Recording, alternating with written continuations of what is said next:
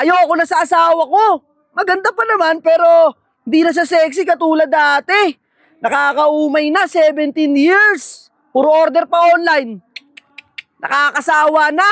Ano kayo, Mark? Naririnig mo ba yung sinasabi mo? Kala mo ang pogi-pogi mo. Kung ganyan yung mindset mo, di mo deserve na mahalin ng tunay. Sa bisikanaan nyo ka lang nakabase, kawawa sa'yo. Ang tao ya, kumukupas ang ganda kasi umiidad. Pero ang kagandahan ng asal, hindi matatawaran yan. Isipin mo rin kung bakit gano'n na siya ngayon. 17 years na pala kayo eh. Ang tagal na nun niya.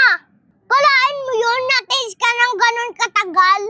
Buti nga hindi siya nagluko eh. Buti hindi niya naisip na unahin ang sarili niya. Bagkos inuna niya kayo na pamilya niya. Kahit ang kapalit nun ay kagandahan niya.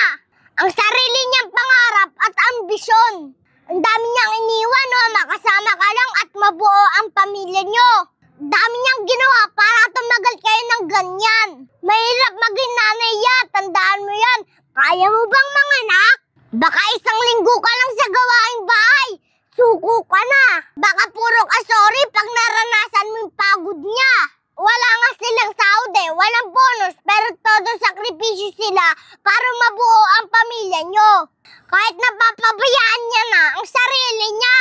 Isipin mo yun niya, wag puro kasi sarili mo lang yung iniisip mo.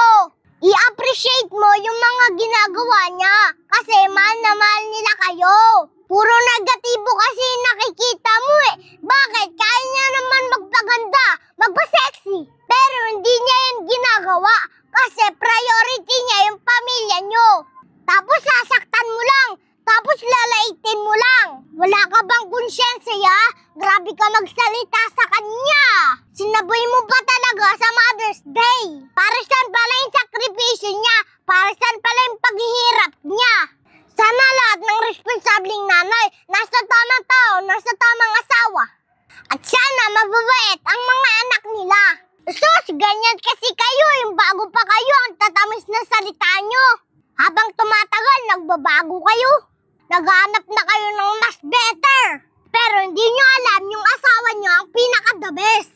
Kaya nyo nga siya pinili nung una eh. Ikaw ya, ayusin mo buhay mo ha. Kawawa yung asawa mo pag ganyan ka. Di niya deserve yung ganyang trato. I-appreciate mo siya at mahalin mo siya. Mag-sorry ka sa mga kasalanan mo. Gusto mo ba napapagalitan kita eh? Pakalagan mo yung asawa mo ha. Saludo sa lahat ng responsabling nanay. Happy Mother's Day po! Ayos!